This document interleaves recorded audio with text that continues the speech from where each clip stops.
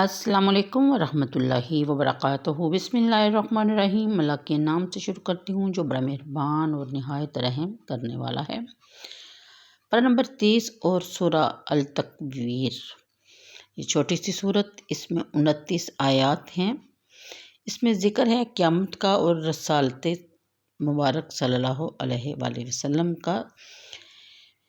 آیت نمبر 1 میں بیان کیا گیا کہ یاد کرو جب سورج لپیٹ دیا جائے گا، جب ستارے بکھر جائیں گے اور جب پہاڑوں کو اکھیڑ دیا جائے گا، اور جب 10 ماہ کی گابن اونٹنیاں چھٹی پھریں گی، اور جب وحشی جانور یکجا کر دیے جائیں گے۔ تفسیر کے مطابق نمبر 1، وقوع قیامت کے وقت جو ہولناک تغیرات اور رونما ہوں گے ان کا ذکر کیا گیا ہے، تاکہ لوگ خواب غفلت سے آنکھیں کھولیں، اللہ تعالیٰ کی اطاعت اور فرما برداری اختیار کریں، تاکہ اس روز انہیں اپنے اعمال پر پریشانی اور پشیمانی کا سامنا نہ کرنا پڑے۔ نظام شمسی میں آفتاب کی اہمیت کس سے مخفی نہیں۔ جب ابھرتا ہے تو اس کی کرنیں اندھیروں میں ڈوبی ہوئی دنیا کو آنن فانن منور کر دیتی ہیں۔ اس کی حرارت سے زمین تانبے کی طرح تپ جاتی ہے، لیکن اس روز اس کی نور افشانی کرنے والی کرنیں اس کے ارد گرد لپیٹ دی جائیں گی، اس کی تیز رفتار شعاؤں کو زنجیر بپا کر دیا جائے گا، اور جب یہ منبع نور بے نور ہو جائے گا تو اس وقت اندھیرا پھیلے گا اور کس قدر گہرا اور کتنا بھیانک ہوگا اس کا صرف تصور ہی ہوش ربا ہے۔ جب کوئی شخص اپنی لمبی دستار کو سر کے ارد گرد لپیٹ لیتا ہے تو عرب کہتے ہیں کار الامامات علی الراس، اس سے تکویر باب تفعیل ہے۔ پھر بیان فرمایا گیا کہ سورج کے بعد ستاروں کی حالت زار بیان کی جا رہی ہے کہ وہ تیزی سے ٹوٹ ٹوٹ کر بکھر جائیں گے۔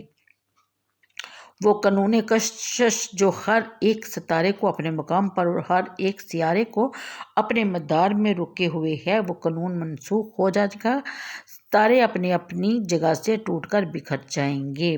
آیت نمبر 4، اس گابن اونٹنی کو کہتے ہیں جس کو 10واں مہینہ ہو اور وہ جلد ہی ایک بچے کو جنم دینے والی ہو، اس کے ساتھ شیردار ہونے والی ہو۔ اہل عرب کو ویسے ہی اونٹ بڑے عزیز ہوتے ہیں، خصوصاً وہ اونٹنی جس کے حمل کو 10 ماہ گزر چکے ہوں، ان کے نزدیک وہ متاع گراں بے ماہ شمار ہوتی ہے اور اس کی حفاظت اور رکھوالی پوری توجہ سے کرتے ہیں، لیکن قیامت کے روز لوگوں کی بدحواسی کا یہ حال ہوگا کہ ایسی قیمتی چیز کا بھی کوئی پرسان حال نہ ہوگا اور ہر ایک کو اپنی جان کی پڑی ہوگی۔ اگلی آیت کے مطابق صرف انسان ہی بدحواس نہ ہوں گے بلکہ جنگلی جانور انسان کی آواز سے بدکتے اور اس کے سائے سے بھی دور بھاگتے ہیں، اور وہ بھی جنگل بیابان چھوڑ کر شہروں میں آ گھسیں گے۔ نہ کوئی گدھا کسی کی دولتیاں مارے گا، نہ کوئی سانپ کسی کو ڈسے گا، اور نہ کسی شیر کو کسی شکار کو پھاڑنے کی ہوش ہوگی، سب دم دبائے اوپر تلے ایک جگہ جمع ہوں گے۔ اگلی آیت میں بیان فرمایا گیا کہ جب سمندر بھڑکا دیے جائیں گے اور جب جانیں جسم میں جوڑی جائیں گی، اور جب زندہ درگور کی ہوئی بچیاں سے پوچھا جائے گا، یعنی بچی سے پوچھا جائے گا کہ وہ کس گناہ کے باعث ماری گئی، اور جب اعمال نامے کھولے جائیں گے، یعنی سمندروں میں اس روز پانی کی لہریں نہیں آگ کے شعلے اٹھ رہے ہوں گے۔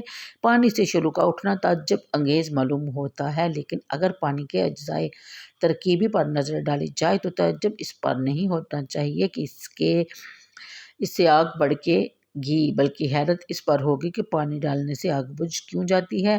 پانی 2 گیسوں آکسیجن اور ہائیڈروجن کا مرکب ہے، ان میں سے ایک گیس کو بھڑکانے والی ہے اور دوسری بھڑک اٹھنے والی ہے۔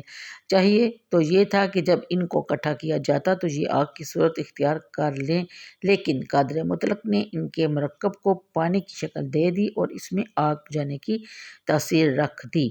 قیامت کے دن جب دوسرے تکوینی ضابطے بالائے طاق رکھ دیے جائیں گے تو سورج، ستارے، پہاڑ کیا سے کیا بن جائیں گے۔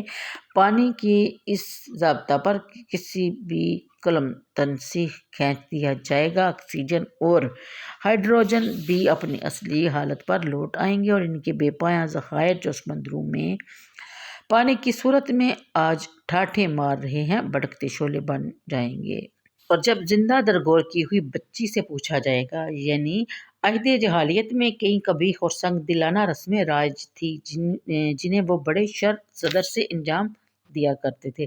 انہی غیر انسانی رسوم میں سے ایک یہ بھی تھی کہ وہ اپنی بیٹیوں کو زندہ درگور کر دیا کرتے تھے۔ اس پر غمزدہ اور پشیمان ہونے کے بجائے وہ فخر و مباحثت کا اظہار کیا کرتے تھے۔ اس ظالمانہ حرکت کے آغاز کی وجہ یہ بیان کی گئی ہے کہ ایک دفعہ ربیہ قبیلہ پر ان کے دشمنوں نے حملہ بول دیا اور ربیہ کے ایک سردار کی بیٹی کو وہ اٹھا کر ساتھ لے گئے۔ جب دونوں قبیلوں کے درمیان صلح ہو گئی تو اس لڑکی کو بھی واپس کر دیا گیا، لیکن اسے اختیار دیا گیا کہ وہ چاہے تو اپنے باپ کے پاس رہے اور چاہے تو واپس وہ اسیری میں چلی جائے۔ نہ جانے کیا وجہ ٹھہری ہوگی کہ اس لڑکی نے باپ کے پاس جانے سے بہتر اسی شخص کے پاس رہنا پسند کیا جس کے پاس وہ اسیری میں تھی۔ اس کے باپ کو بڑا غصہ آیا اور اس نے اپنے قبیلے میں یہ رسم جاری کر دی کہ جس کے ہاں بچی پیدا ہو تو وہ اس کو زندہ دفن کر دے تاکہ آئندہ ان کو ایسی رسوائی دیکھنی نہ پڑے۔ آہستہ آہستہ دوسرے قبائل میں بھی یہ رواج مقبولیت اختیار کرتا گیا اور اس کی اور بھی کئی وجوہات بتائی جاتی ہیں۔ نمبر 1، عام اہل عرب کی معاشی حالت بڑی خستہ حال ہوتی تھی۔ بچیوں کو پالنا، جوان کرنا، پھر ان کی شادی کرنا وہ اپنے لیے ناقابل برداشت بوجھ تصور کیا کرتے تھے، اس لیے ان کو بچپن میں ہی ٹھکانے لگا دیا کرتے تھے۔ قبائل میں باہمی کشت و خون اور روزمرہ کا معمول تھا۔ لڑکے جوان ہو کر ایسی لڑائیوں میں ان کا ہاتھ بٹایا کرتے تھے، لیکن لڑکیاں لڑائیوں میں شرکت نہ کر سکتی تھیں، بلکہ ان کے لیے یہ مصیبت بن جایا کرتی تھی، کیونکہ کچھ لوگ ایسے ہوتے تھے جو ان کو اٹھا کر لے جاتے پھر ان کے ساتھ غلط کاریاں کرتے۔ اس وجہ سے انہوں نے یہی مناسب سمجھ رکھا تھا۔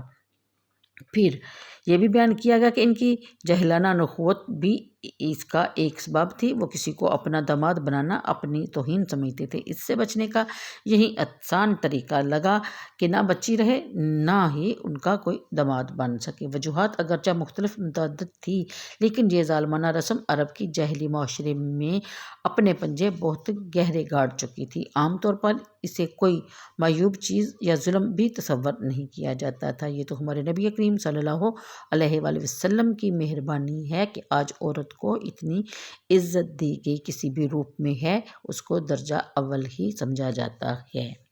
امام مسلم کی روایت ہے کہ جس نے 2 لڑکیوں کی پرورش کی یہاں تک کہ وہ بالغ ہوگی تو قیامت کے دن میں وہ اور اس طرح کھڑے ہوں گے، یہ فرمایا اور اپنی انگلیوں کو بہم پوست کر دیا۔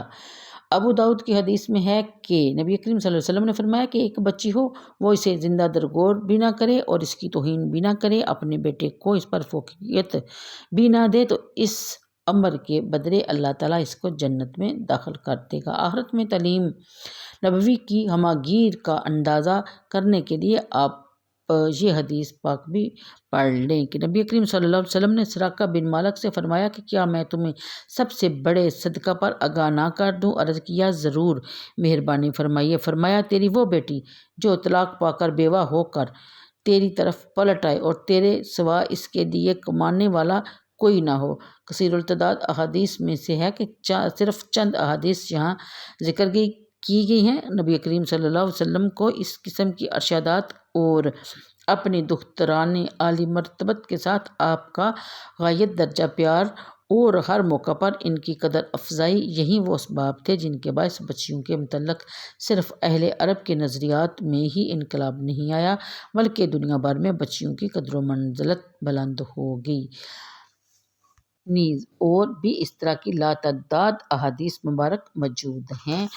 تو آگے بڑھتے ہیں۔ اگلی آیت میں بتایا گیا کہ آسمان کی کھال ادھیڑ لی جائے گی اور جب جہنم دہکائی جائے گی اور جب جنت قریب کر دی جائے گی تو اس دن ہر شخص جان لے گا کہ وہ کیا لے کر آیا ہے۔ پھر میں قسم کھاتا ہوں کہ پیچھے ہٹ جانے والے تاروں کی اور قسم کھاتا ہوں سیدھے چلنے والے رکے رہنے والے تاروں کی، اور رات کی جب وہ رخصت ہونے لگے اور صبح کی جب وہ سانس لے، کہ یہ قرآن کا معزز کاست کا لایا ہوا قول ہے جو قوت والا ہے، مالک عرش کے ہاں عزت والا ہے، سب فرشتوں کا سردار اور وہاں کا امین ہے، اور تمہارا یہ ساتھی کوئی مجنون نہیں، بلا شبہ اس نے اس کاست کو دیکھا ہے روشن کنارے پر، اور یہ نبی غیب بتانے میں ذرا بخیل نہیں، اور یہ قرآن کسی شیطان مردود کا قول نہیں۔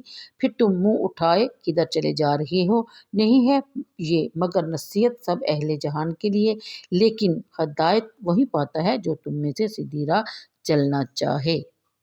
اس کے ساتھ ہی میں چاہوں گی اجازت، انشاءاللہ اس کا بقیہ کل آپ کی خدمت میں پیش کیا جائے گا۔ اللہ حافظ۔